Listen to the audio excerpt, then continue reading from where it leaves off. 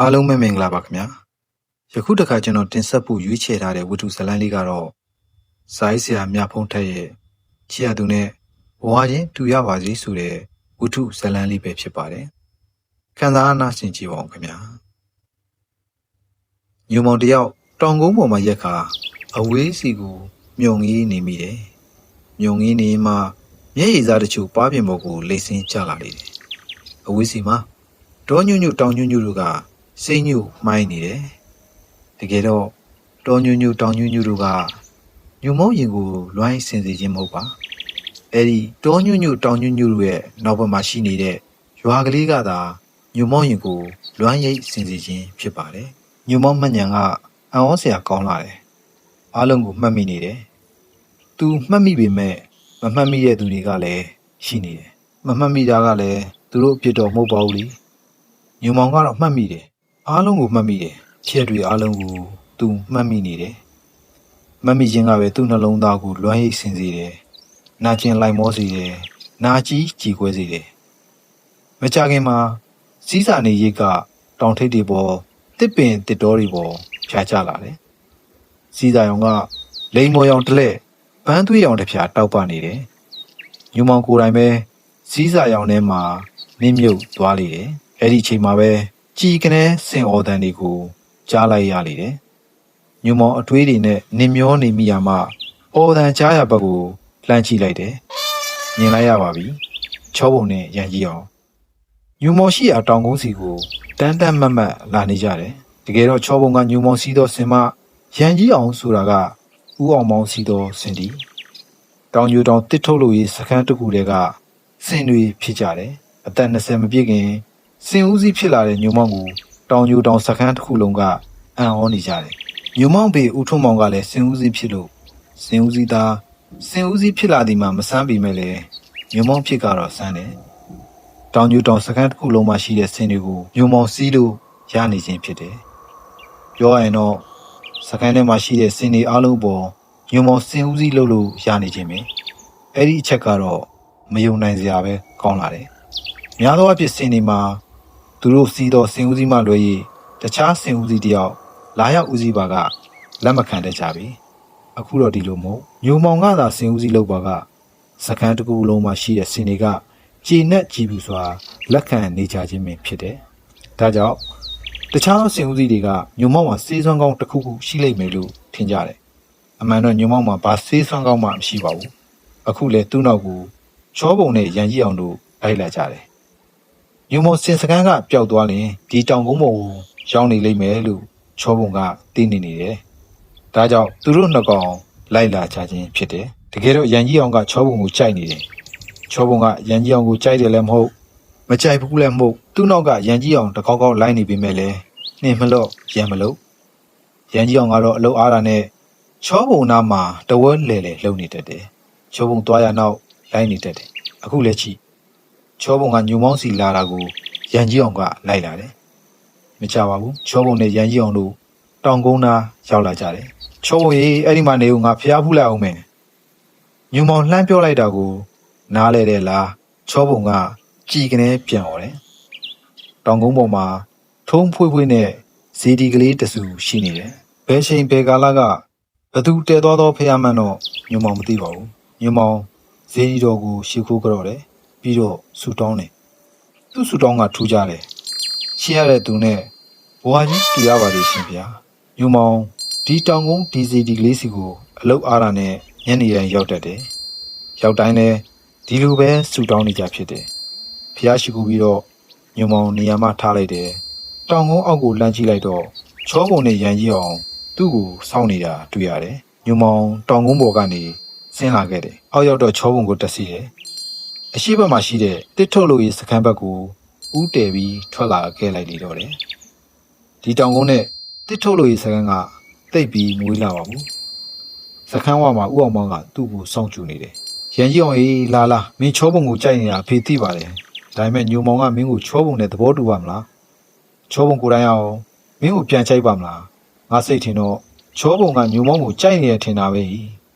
အောင်မောင်ကအတန်ကျဲကြီးနဲ့အော်ပြောလိုက်တယ်တကယ်တော့ဦးအောင်မောင်ကညုံမောင်အဖေဦးထွန်းမောင်ထက် 4-5 နှစ်ခန့်သာငယ်တယ်ပြီးတော့ဝိုင်းရဲ့စင်ဦးစီးတော့ညုံမောင်ကတော့ဦးအောင်မောင်ကိုရင်းနီနီဦးလေးအောင်လို့ခေါ်တယ်ညုံမောင်ချောပုံဘောကဆင်ပြီးစခန်းထဲဝင်လာခဲ့တယ်စင်စခန်းကအတော်ပင်ကျယ်ဝန်းလာပြီးစခန်းထဲမှာစင်လုံသားများအတွက်နေထိုင်ရန်အိမ်ကလေးများဆောက်လုပ်ပေးထားတယ်ညုံမောင်အိမ်ရှိရောက်တော့ကိုပြစ်ပေါ်ထိုင်လိုက်တယ်ဦးအောင်မောင်ကသူ့နောက်ကလိုက်လာတယ်ဦးထွန်းမောင်ကအိမ်ထဲကထွက်လာတယ်ညုံမောင်တော်ပြန်ရောက်လာပြီကိုဟာကိုအောင်မောင်လည်းပါလာတကူထိုင်များထိုင်ဒီနေ့ကအလုံနာရဲဆိုတော့ကျုပ်လည်းအေးအေးဆေးဆေးပရိစိတ်နေတာတကယ်တော့ညုံမောင်ကအဖေတစ်ခုသားတစ်ခုကွာညုံမောင်မိကညုံမောင်ကိုမွေးပြီးချင်းမီးတွင်းထဲမှာပဲဆုံးသွားရှာတယ်အဲ့တော့ဦးထွန်းမောင်ကပဲညုံမောင်အတွက်အဖေညုံမောင်အတွက်အမိဖြစ်ခဲ့ရတယ်ခင်ဗျားသားညုံမောင်တောင်ကုန်းပေါ်ကဖះကိုသွားနေလို့ချောပုံနဲ့ကျုပ်ကောင်ကြီးရန်ကြီးအောင်ကသွားခေါ်ခဲ့တယ်လေဖះသွားတာပဲကောင်းတာပေါ့ကိုအောင်မောင်ရဲ့ကျုပ်တို့အိမ်ကဖះစဉ်ရှိမှာပဲပရိစိတ်နေရတာဒီကောင်ညုံမောင်တောင်ကုန်းပေါ်ကဖះသွားပြီးပရိစိတ်နေတာဖြစ်မှာပေါ့မဟုတ်ဘူးကိုထွန်းမောင်ရဲ့ခင်ဗျားသားကသူ့အရင်ဘဝကရွာကလေးကိုတောင်ကုန်းပေါ်ကနေမျောငေးကြည့်ပြီးလွမ်းနေတာဗျဟုတ်လားငါသားဦးထွန်းမောင်ကညုံမောင်ကိုလှမ်းမိလိုက်တယ်ဟုတ်တယ်ဖေကျွန်တော်အဲ့ဒီတရချောင်းရွာကလေးကိုလွမ်းတယ်ပြီးတော့များများခတ်ကိုလည်းလွမ်းတယ်နေပေါင်း20အောင်ကြော်ခဲ့ပြီပဲမင်းပြောတဲ့များများခတ်လည်းအခုရှိနေရင်အသက်40လောက်ရှိရောပေါ့ပြီးတော့အင်းဥသူလည်းအသက်40ကျော်လောက်ရှိပြီပေါ့ငါသားကအခုမှအသက်20လောက်မပြည့်သေးဘူးဦးထွန်းမောင်ကခန်းကြီးကြီးပြောတယ်သူကဇနီးတဲ့ကွင်လုံပြီးကလေးကဘာသာရေးအလုပ်တွေကိုလုပ်ခဲ့တယ်စိတ်ကလည်းဖရာတရားဘက်ကိုရောက်ခဲ့တယ်စင်ဦးသည့်အလုပ်ကိုလုပ်နေရပြီမဲ့လဲဝိုင်းကြီးအရသာလုပ်နေရခြင်းဖြစ်ပြီးအလုပ်အားတာနဲ့ပရိစိတ်တယ်တရားထိုင်တယ်တခါတလေတောင်ကုန်းဘော်ကဖရာကိုသွားကပရိစိတ်တယ်ဦးထွန်းမောင်ကတရားသဘောကိုနားလည်နေတယ်ဖြစ်တဲ့ပြတ်တဲ့သဘောတရားတို့ကိုလည်းသိရှိနေတယ်မင်းအဲ့ဒီတရားချောင်းရွာကလေးကိုသွားကျင်လို့လားဦးထွန်းမောင်ကညုံမောင်ကိုလှမ်းပေးလိုက်တယ်ညုံမောင်အနှဲငယ်ထွေဝေသွားတယ်တရားချောင်းရွာကသူတို့တစ်ထုတ်လို့ရေးစကန်တဲ့ဆိုရင်အတော်ပင်အလန်းဝေးလေတယ်စင်နဲ့သွားမယ်ဆိုရင်တော့အတော်သွားရပြီသူတို့တစ်ထုတ်လို့ရေးစကန်ကEUမိုက်အနောက်ဘက်အဆက်ရှိတောထဲမှာရှိပြီးတရားချောင်းရွာကယူမိုက်အရှိဘက်အဆက်မှာရှိနေတယ်ဒါကြောင့်တရားချောင်းရွာကိုသွားမယ်ဆိုပါကယူမတော်ကြီးကိုဖြတ်ပြီးသွားပြီသွားလဲသွားခြင်းနဲ့သွားလဲမသွားခြင်းဘူးဖေမသွားတာပဲကောင်းပါလေကွာသွားနေတန်ရရှိနေဦးမယ်ဒါပေမဲ့လည်းတခါတလေတော့သွားခြင်းနဲ့ဖေအေးလေမင်းကငယ်သေးတော့ပြီးခဲ့တာတွေကိုဘယ်ဖြတ်နိုင်ပါဦးမလဲတကယ်တော့အတိတ်ဆိုတာအတိတ်မှာပဲခြံခဲ့ပါပြီအတိတ်ကဖြစ်ရတဲ့ဟာပြစ္ဆုတ်ပံမှာမရှိတော့ပါဘူးတကယ်တော့ညုံမောင်ကစင်ဝင်သားတယောက်ဖြစ်တယ်အဲ့ဒီအကြောင်းကိုဦးထွန်းမောင်နဲ့ဦးအောင်မောင်တို့သာသိကြတယ်ညုံမောင်ရဲ့မိခင်မနှက်စော့သည်ညုံမောင်ကိုမမွေးခင်ထူးဆန်းသောအိမ်မက်တစ်ခုကိုမြင်မှတ်ခဲ့တယ်အိမ်မက်ထဲမှာသွေးတန်ရဲရဲနဲ့စင်ကြီးတစ်ကောင်ကမနှက်စော့တို့ခြံထဲကိုဝင်ရောက်လာတယ်မောင်းထုတ်ပြီးမဲ့လဲထွက်မသွားစင်ကြီးကအချံထဲမှာဝစ်ချလိုက်တယ်တကူလုံးလဲဒဏ်ရာတွေနဲ့သွေးတွေပေချန်နေတယ်မနှမ်းစောကစင်ကြီးကိုကြည့်ပြီးအံ့ဩသွားတယ်ကြည့်နေရင်မှတနာလာတယ်အဲဒါကြောင့်အိမ်မော်ကစင်မီအနားကိုတူးကပ်သွားတယ်စင်ကြီးကလည်းသူမကိုကြည့်နေတယ်စင်ကြီးရဲ့ဒဏ်ရာတွေကပြင်းထန်လွန်လာသဖြင့်မကြမီတိတ်ဆုံးတော့မည်ဖြစ်ကြောင်းမနှမ်းစောသိနေတယ်အထူးသဖြင့်ဦးကောင်းကဒဏ်ရာမှာကြီးမားပြင်းထန်လာပြီးသွေးတွေထွက်နေတယ်ခဏကြာတော့စင်ကြီးကဘေးတစ်သောင်းလဲချကငြိမ်သက်သွားလေတော့တယ်မနှမ်းစောကအိမ်မက်ကိုခင်မုန်းဖြစ်သူကိုပြောပြလိုက်တယ်အဲ့ဒီအချိန်တုန်းကဦးထုံးမောင်ကစင်ဦးစီးမဖြစ်သေးပြီတမန်စင်အလုသမားတအုပ်များသာရှိသေးတယ်စင်နေကြားထဲမှာနေရတော့စင်တွေကိုစိတ်ဆွဲပြီးအိမ်မက်တာနေမှာပေါ့ကိုထုံးမောင်ကထိုမြတာပြန်ပြောလိုက်တယ်ဒါပေမဲ့မနှမ်းစောစိတ်ထဲမှာတော့ထူးခြားတယ်လို့ထင်မိတယ်နောက်တော့မနှမ်းစောကိုဝင်ရှိလာပြီးညုံမောင်ကလေးကိုမွေးဖွားလာတယ်ဒါပေမဲ့မနှမ်းစောကမကောင်းပါဘူးညုံမောင်ကလေးကိုမွေးဖွားပြီးမီးတွင်းထဲမှာပဲသွေးစိတ်တဲ့ယောဂနဲ့ကွယ်လွန်သွားခဲ့လေတယ်ထူးခြားတာကညုံမောင်ကလေးကိုမွေးဖွားချိန်မှာတစ်တော်စကန်အတွင်းမှာရှိတဲ့ဆင်တွေကိုထုံးမောင်တို့အိမ်သားကိုစုယုံရောက်ရှိလာခြင်းပဲဖြစ်တယ်ဒါကြောင့်ကိုထုံးမောင်တို့အိမ်ကလေးကိုကြည့်ကစူညံစွာအော်ဟစ်ကြလေတယ်သူတို့ပုံစံကပျော်ရွှင်စွာအော်ဟစ်ကြတဲ့ပုံမျိုးဖြစ်တယ်နောက်မှကိုထုံးမောင်စဉ်းစားမိဒီမှာစင်လောကတွေကစင်တကောင်လူလောကတွေကိုလူတစ်ယောက်ဖြစ်ဝင်စားလာတဲ့ဖြစ်ကြံသောစင်များကဝမ်းသာအားရအော်ဟစ်ကြခြင်းဖြစ်နိုင်လေတယ်တချို့သောစင်ဦးစင်းများစင်ကျွမ်းကျင်သူများကစင်များမှာ